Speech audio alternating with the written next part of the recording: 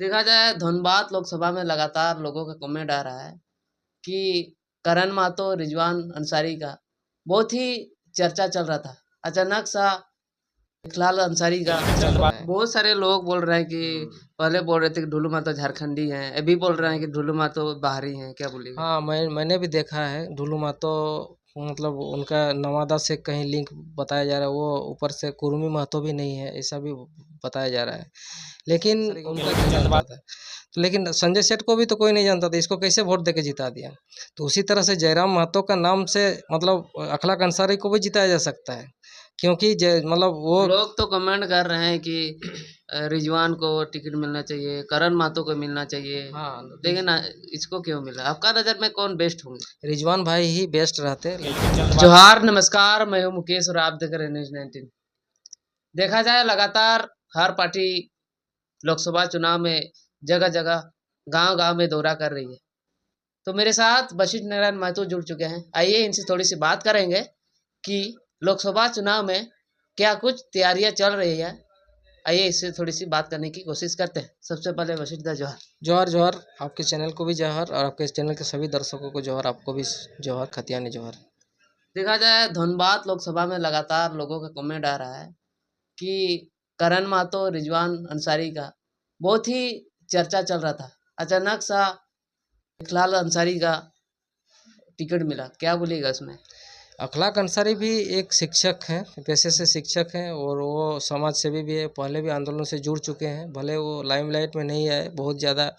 मतलब लोगों को लगता है कि आंदोलन से जुड़े नहीं हैं, लेकिन ऐसा बात नहीं है। उनका भी शुरू से नाता रहा है और रिजवान भाई जैसे ही वो भी आंदोलनकारी है। लेकिन थोड़ा बहुत आदमी जो कि मतलब किसी पेशे से जुड़ा रहता है, वो उतना समय नहीं दे पाता है। यही कारण है कि लोगों को लगता है कि एक डमी कैंडिडेट को दे दिया गया है, वो बस ढुलू महतो के लिए, उसको जिताने के लिए। तो इस तरह का बात अच्छा, चल रहा है। बहुत सारे लोग बोल रहे हैं कि पहले बोल रहे थे कि ढुलू महतो झारखंडी हैं, अभी बोल रहे हैं कि ढुलू महतो बाहरी हैं। क्या बोलिएगा? हाँ, मैंने भी देखा है ढुलू महतो। मतलब उनका नवादा से कहीं लिंक बताया जा रहा है, वो ऊपर से कुर्मी महतो भी नहीं है, ऐसा भी बताया जा रहा है।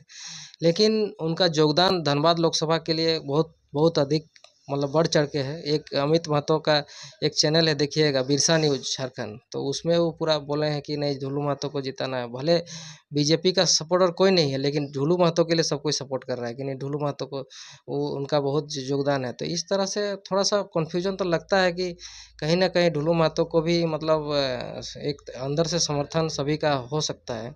जिस तरह से अभी देखिए इधर जमशेदपुर में भी अभी तक उतारा नहीं गया है। इसका मतलब क्या है? जमशेदपुर में विद्युत वरण महतो तो उतरा हुआ है, इसलिए अभी जेएमएम भी किसी को नहीं उतार रहा है, इधर जेबीकेएसएस से भी किसी को नहीं उतारे। अब रांची लोकसभा में देखिए, रामटोल चौधरी को उतारने वाला था कांग्रेस से, अभी उसको नहीं, वो सुबोधकांत सहाय का बेटी को उतार दिया है।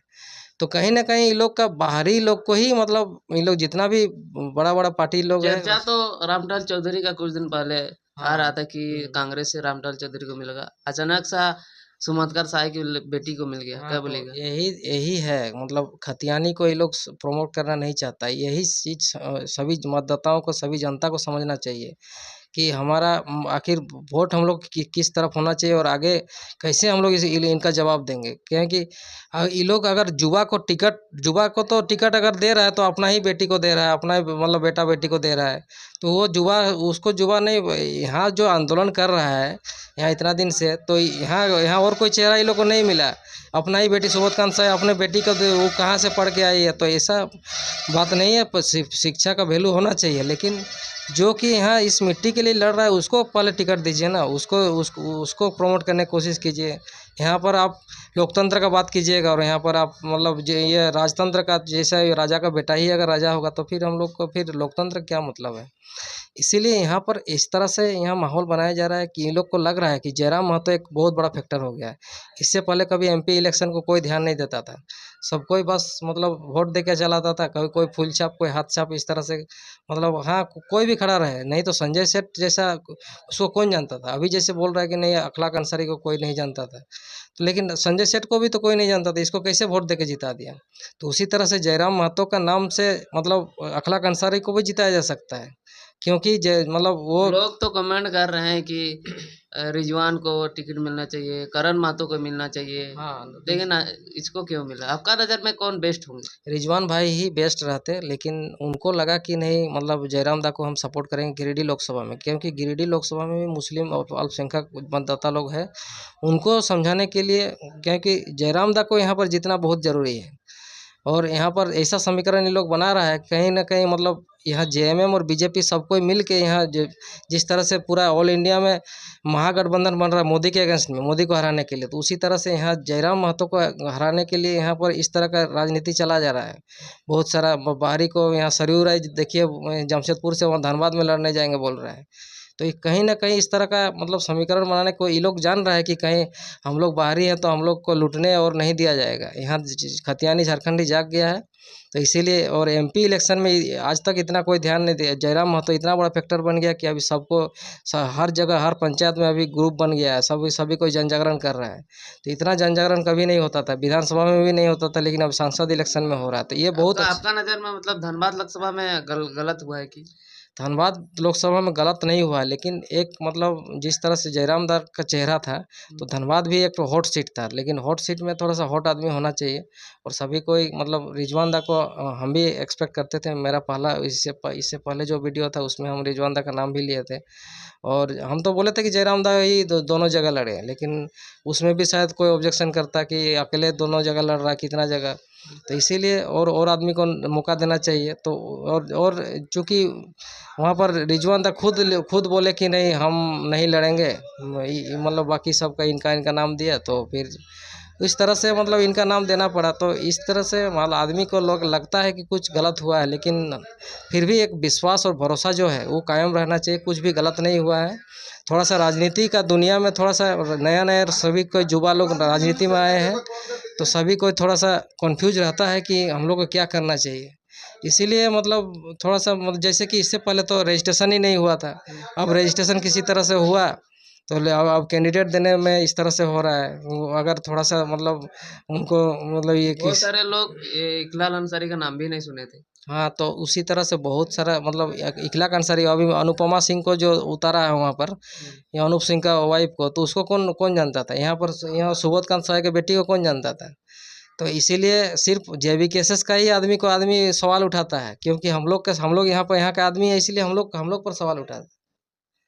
लेकिन बाकी और किसी पर क्यों नहीं सवाल उठाता है? उन लोग पर, कांग्रेस या बीजेपी के आप लोग बाहरी को क्यों उतार रहे हैं? अब आप लोग खतियानी को क्यों नहीं टिकट दे रहे? यही चीज़ रिजवान तब बोल रहे थे कि आप अनुपमा सिंह को सवाल नहीं कर पाइएगा, आप सुबोध कांत साय के बेटी को सवाल नहीं कर पाइएगा। यहाँ पर हम लोग खतियानी, हम ही लोग से सवाल कीजिएगा। देव महतो को उनका जवाब था। तो इसी तरह से मतलब आप लोग से भी हम लोग बोलना चाहेंगे कि इस तरह से मतलब एक सही जन जागरण कीजिए, और मीडिया के तौर पर सभी लोगों को सही ढंग से कन्विंस होना चाहिए कि सही क्या है गलत क्या है। यहाँ पर आदमी को भटकाया जा रहा है, यहाँ पर मतलब मिसगाइड किया जा रहा है, तो ऐसा नहीं होना चाहिए। एक मतलब इलेक्शन तक मतलब ऐसा माहौल बनाइए कि जिस तरह से मोदी का माहौल बना था, उसी तरह से जयराम महतो का माहौल बनना चाहिए, तभी मतलब यहाँ पर 5 गो सीट मिनिमम यहाँ पर सांसद का जीतना चाहिए। हम बहुत सारे गांव में ग्राउंड रिपोर्टिंग किए, बहुत सारे लोगों का बयान रहा कि मोदी को देख के संजय सेठ को वोट देंगे। क्या क्या बोलिएगा? मोदी को देख के क्यों वोट दीजिएगा? मोदी अगर यहाँ से कोई नहीं भी एक भी सांसद नहीं जीतेगा ना, फिर भी मोदी वहाँ पर पीएम बनेगा। लेकिन इसके चलते आप बाहरी को क्यों वोट? मोदी भी तो यहाँ का आदमी को टिकट दे सकता था। मोदी का सपोर्टर हो सकता है आदमी देश के लिए, हम भी देश के लिए सपोर्टर है, लेकिन हम मोदी जी से भी मेरा पीएम से गुजारिश है कि आप भी अगर मतलब लॉन्ग टाइम राजनीति करना चाहते हैं, और हम लोग के मतलब एक फेडरल स्टेट के लिए मतलब एक संघीय ढांचा को अगर बनाए रखना चाहते हैं, तो उसके लिए आपको मतलब राज्य के बारे में भी सोचना होगा कि राज्य का विकास कैसे हो। सिर्फ देश के बारे में सोचने से नहीं होगा। यहाँ पर फिर हम लोग झारखंड राज्य का क्या अस्तित्व, फिर देश के लिए होता, फिर झारखंड के लिए अलग से विधानसभा चुनाव क्यों हो रहा है? एक ही यही लोग चलाता, फिर सांसद लोग, फिर तो यही बात है कि विधानसभा में फिर अलग राजनीति होता है, यहाँ पर लोकसभा में अलग राजनीति होता है। बोलता है कि नहीं देश के लिए हम लोग वोट दे रहे हैं, तो देश के लिए वोट दे रहे हो तो यहाँ